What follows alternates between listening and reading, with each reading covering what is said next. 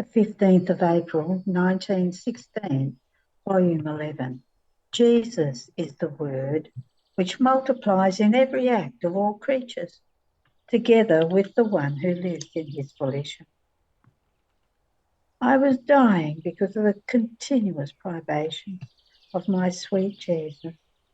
This morning I found myself completely in Jesus, as if I were swimming in the immensity of my highest good. Then I looked inside myself and I saw Jesus in me. I could hear the whole being of Jesus speaking. His feet, his hands, his heart, his mouth, in sum everything. Not only were they voices, but the wonder is that these voices became immense, multiplying themselves for every creature. The feet of Jesus spoke to the feet and to each step of the creatures. His hands to their works, his eyes to their glances, his thoughts to each one of their thoughts. What harmonies between creator and creatures! What an enchanting sight! What love! But alas, all these harmonies were broken by ingratitudes and sins. Love was repaid with offences, and Jesus, all afflicted, told me, "My daughter, I am the Word, and my love toward the creature is so great that I multiply myself into as many voices for as many acts, thoughts, affections, desires, and so forth, as each creature does, in order to receive from them the return of those acts done for love of me. I give love and I want love, but I receive offences instead. I give life, but if they could, they would give me death. But in spite of all this, I continue my loving office. However, know that the soul who lives united with me and from my volition, swimming in my immensity, becomes one voice together with me. Therefore, if she walks, her steps speak, pursuing the sinner. Her thoughts are voices to the minds, and so on with everything else. Only from these souls do I find my reward, beginning with the work of creation. And in seeing that unable to do anything by themselves to correspond to my love and maintain the harmonies between myself and them, they enter into my will, taking ownership and acting in a divine manner. My love finds its outpouring, and I love them more than all other creatures. End of the reading. The 15th of April, 1919, Volume 12. Greater things are done after the minor ones, and are the fulfillment and crowning of those. The resurrected humanity of Jesus, symbol of those who will live in his will. I was fusing myself in the holy will of my always lovable Jesus, and together with my Jesus, my intelligence was wandering in the work of creation, adoring and thanking the Supreme Majesty for everything and for everyone. And my Jesus, all affability, told me, "My daughter, in creating the heavens, first I made the stars as minor spheres, and then I created the sun as the major sphere, endowing it with so much light as to eclipse all the stars, as though hiding them within itself, and constituting it king of the stars and of all nature. It is my usual way to do minor things first, as preparation for greater ones, these being the crowning of the minor things. While being my relator, the Son also conceals the souls who will form their sanctity in my will, the saints who lived in the mirror of my humanity, as if in the shadow of my will be the stars. The former souls, although coming later in time, will be the sons. I maintain this order also in redemption. My birth was without glamour, rather it was neglected. My childhood was without splendour of great things before men. My life in Nazareth was so hidden that I lived as if ignored by all. I adapted myself to do the smallest, the most common things of human life. During my public life, there were a few great things, but still, who knew my divinity? Nobody, not even all of the apostles. I passed through the crowds like any other man, so much so that anyone could approach me, talk to me, and if needed, even despise me. And I, interrupting Jesus, said, Jesus, my love, how happy those times were, and even happy those people who just by wanting it could come close to you, talk to you, and be with you. And Jesus, my daughter, only my will brings true happiness. It alone encloses all goods within the soul, and making itself crown around the soul constitutes her queen of true happiness. Only these souls will be the queens of my throne because they are a birth from my will. This is so true that those people who were not happy, many saw me but did not know me because my will did not reside within them as centre of life. Therefore, even if they saw me, they remained unhappy. Only those who received the good of receiving the seed of my will in their hearts disposed themselves to receive the good of seeing me resurrected. Now, the portent of my redemption was the resurrection, which more than refulgent sun crowned my humanity, making even my most tiny acts shine with such splendour and marvel as to astonish heaven and earth. The resurrection will be the beginning, the foundation, and the fulfilment of all goods, crown and glory of all the blessed. My resurrection is the true sun, which worthily glorifies my humanity. It is the sun of the Catholic religion. It is the glory of every Christian.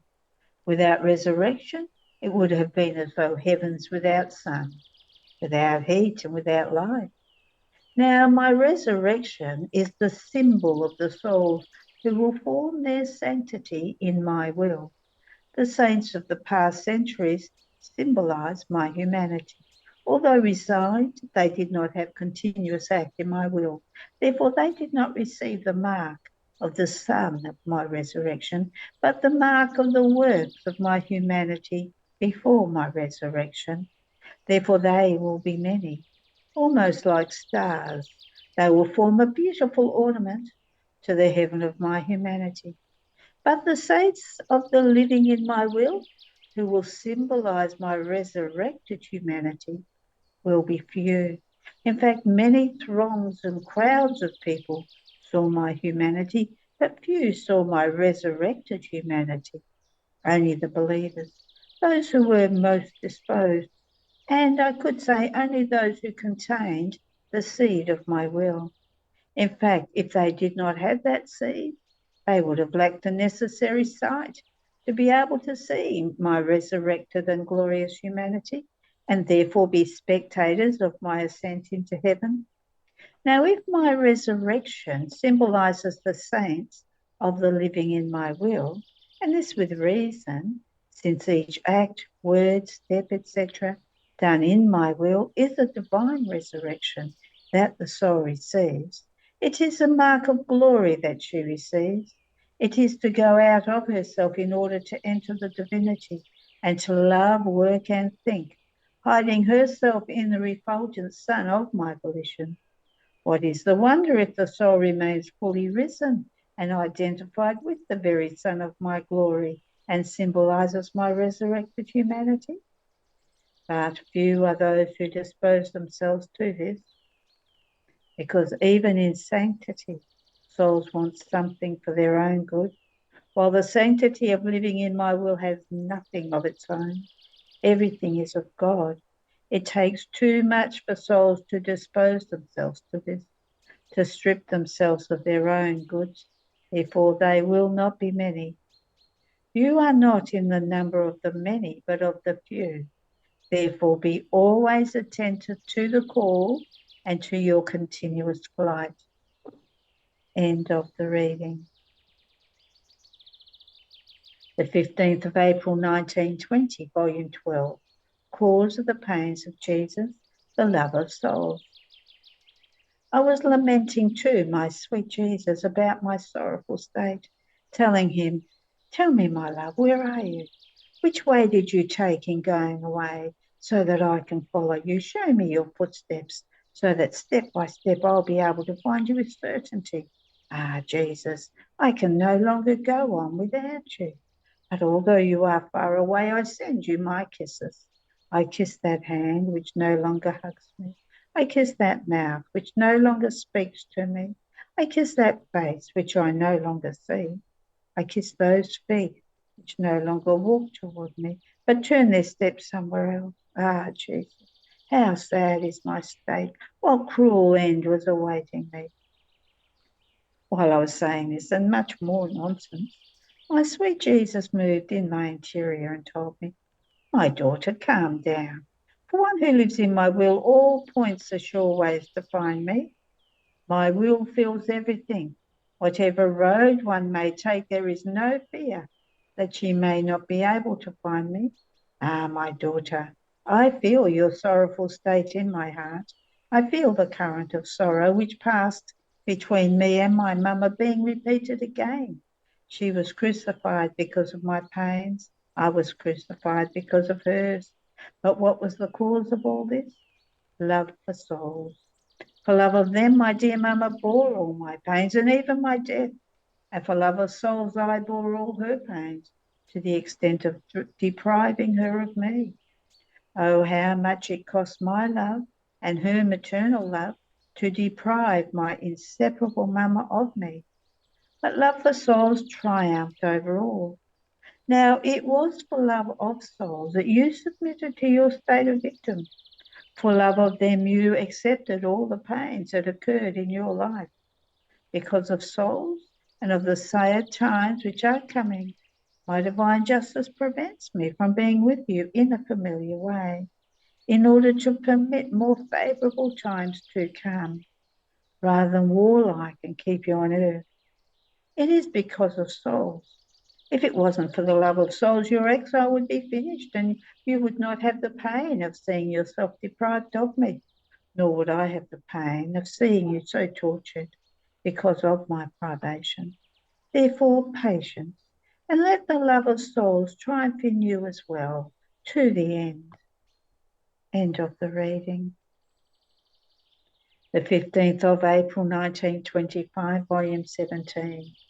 The mission of the divine will is eternal, and it is precisely the mission of our Celestial Father. I write only to obey, and to my great repugnance. After a holy priest had read my writings, he had let me know that in certain chapters, Blessed Jesus was exalting me too much, to the point of telling me that he placed me near his celestial mamma, that she be my model.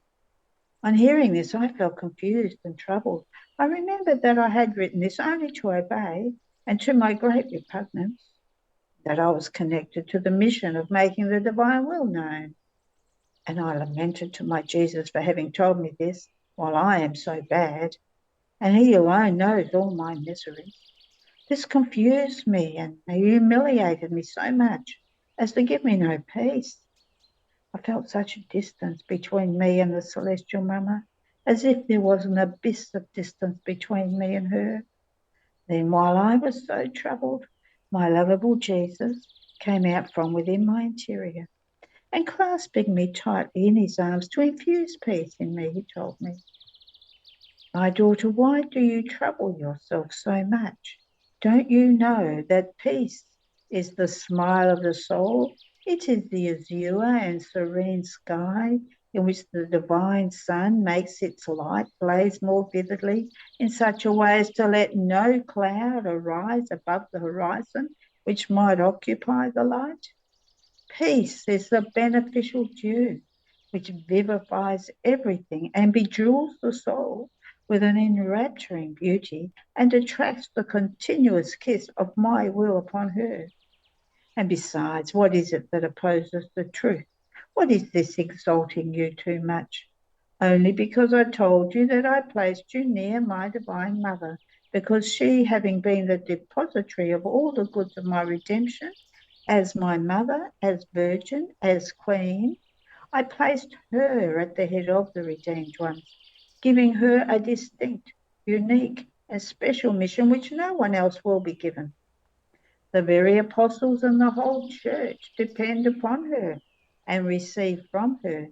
There is no good which she does not possess. All goods come from her. It was right that, as my mother, I was to entrust everything and everyone to her maternal heart. Embracing everything and being able to give everything to everyone was only of my mother. Now, I repeat to you that just as I placed my mama at the head of all, and I deposited in her all the goods of redemption, so I chose another virgin whom I placed near her, giving her the mission of making my divine will known. And if redemption is great, my will is even greater. And just as for redemption there was a beginning in time, not in eternity, in the same way, for my divine will, though it is eternal, there was to be the beginning in time of its making itself known. Therefore, because my will exists in heaven and on earth, and is the sole and only one which possesses all goods, I was to choose a creature to whom I was to entrust the deposit of the knowledges about it, making known to her as to a second mother the qualities, the value, the prerogatives of it, that she might love it and jealously keep the deposit of it. And just as my celestial mother, true depository of the goods of redemption, is generous with whomever wants of them, so will this second mother be generous in making known to all the deposit of my teachings, the sanctity of it, and the good that my divine will wants to give, how it lives unknown in the midst of creatures, and how from the beginning of the creation of man it yearns, it prays, it supplicates that man return to its origin, that is, into my will, and that the rights of its sovereignty over creatures be given back to it. My redemption was won, and I made use of my dear mother in order to carry it out. My will also is one, and I was to make use of another creature, and placing her as though at the head, and forming the deposit in her, she was to serve me to make my teachings known, and to fulfill the designs of my divine will. So where is this exalting you too much? Who can deny that the redemption and the fulfillment of my will are two unique and similar missions, such that if they hold each other's hand, my will make the fruits of redemption be completed, and the rights of creation be given back to us, placing the seal on the purpose for which all things were created. This is why this knowledge of the mission of our will interests us so much, because nothing else will do so much good to creatures as it will. It will be the fulfillment and the crowning of all our works. Furthermore, of David it was said that he was an image of me, so much so that all of his psalms reveal my person. Of St. Francis of Assisi that he was a faithful copy of me. It is said in the Holy Gospel, be perfect as your Father in heaven is perfect, no less. It is also added that no one will enter the kingdom of heaven if he is not similar to the image of the Son of God, and many other things.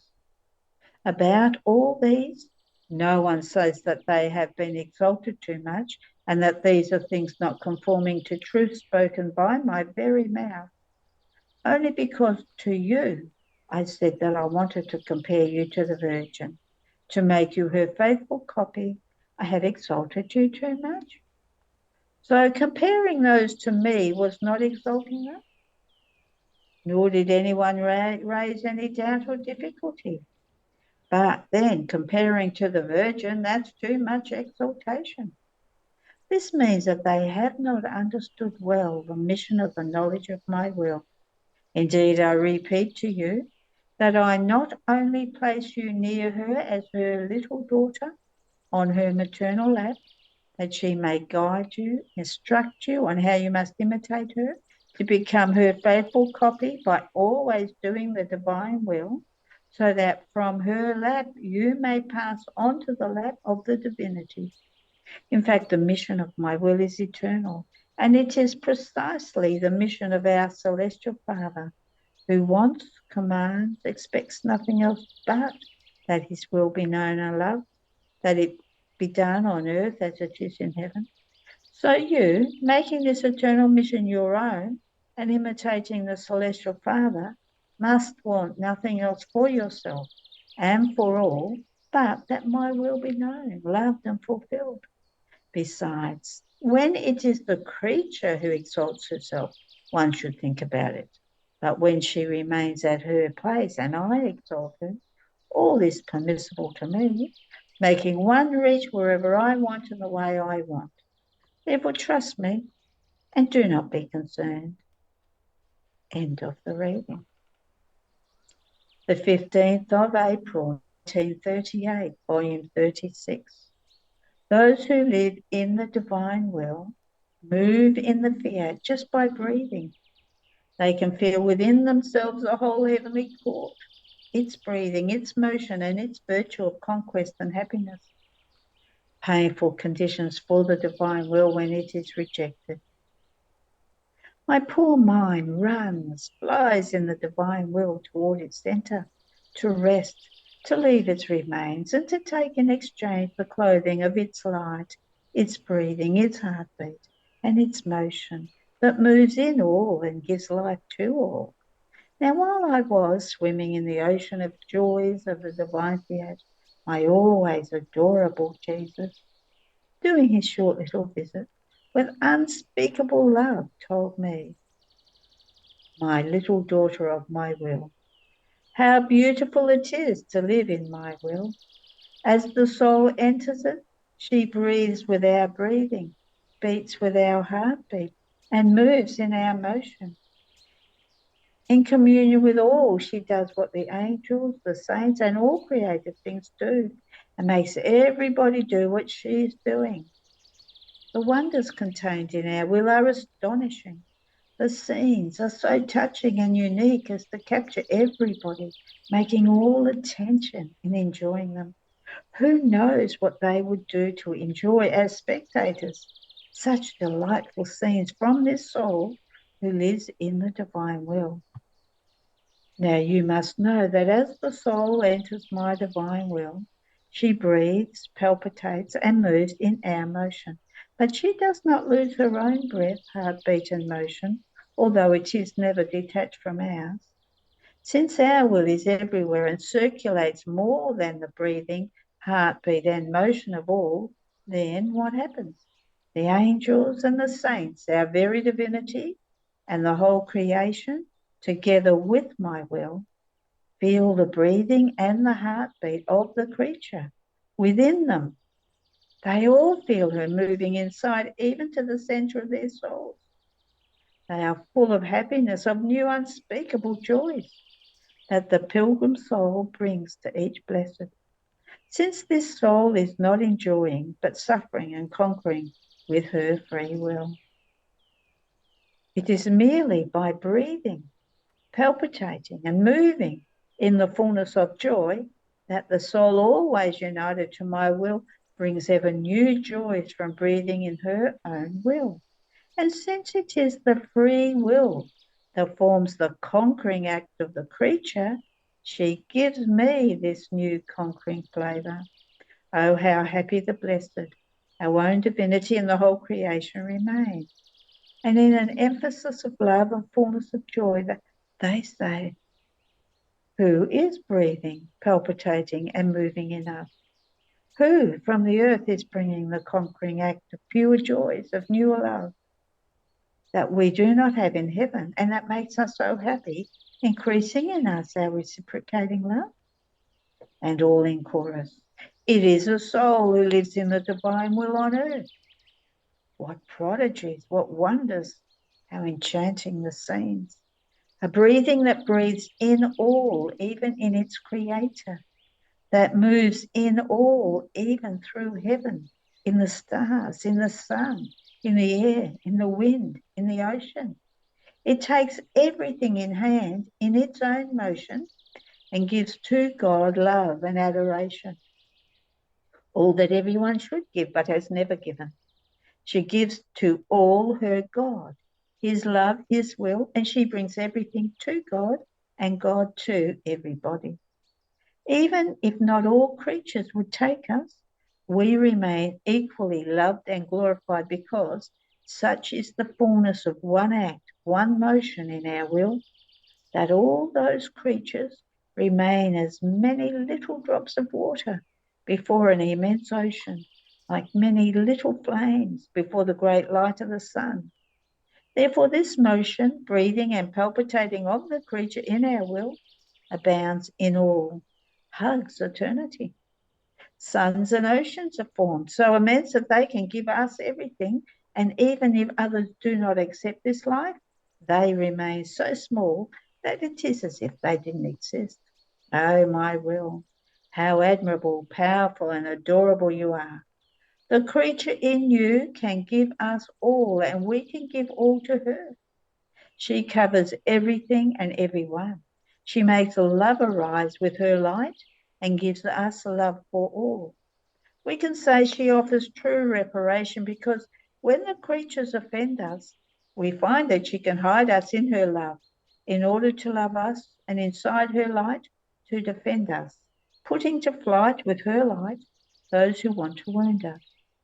Therefore, always cherish in your heart living in our will.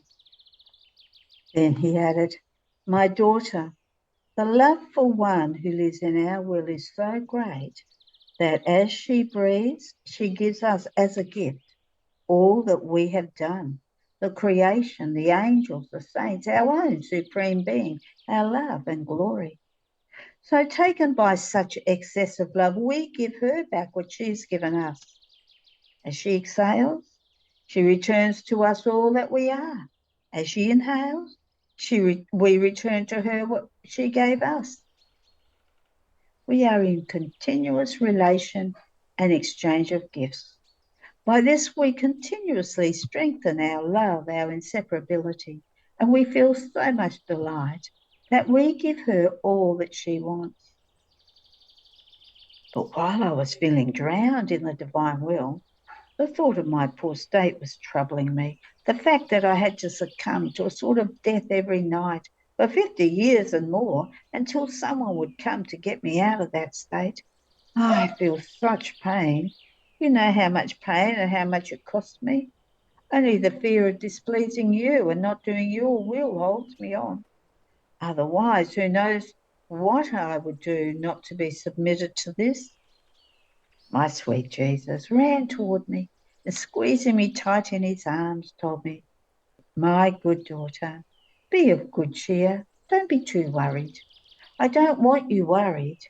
It is your Jesus who wants this painful state for you, this succumbing as if you were losing your life.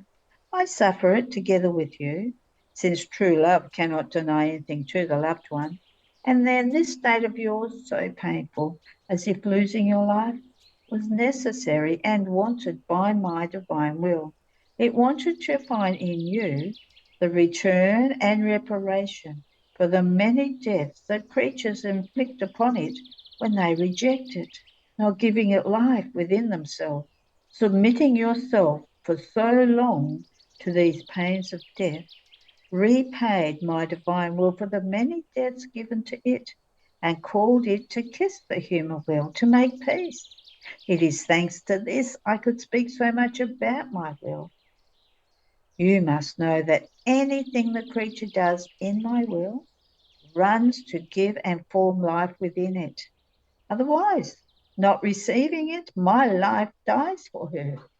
Do you think it is nothing for me, this great pain of seeing so many of my divine life dead for the creatures?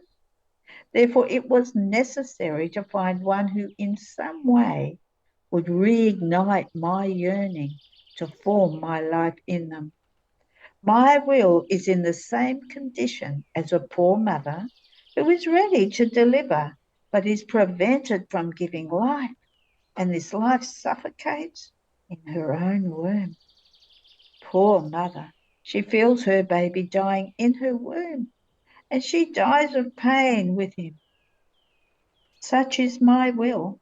It feels in itself the birth of many divine lives already mature that it wants to give to the creatures.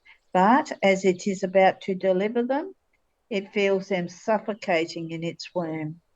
The new life dies, and my will with it, since there cannot be a true life of sanctity, love, or anything belonging to our divine life without my will. Therefore, my daughter, calm down. Don't think about it anymore. If we did this, we did it with the highest wisdom, with love that we could not contain, and for the sake of the order that we keep in our words. It is necessary to bend and adore what we dispose for love of the creatures. End of the reading. There are no more readings today.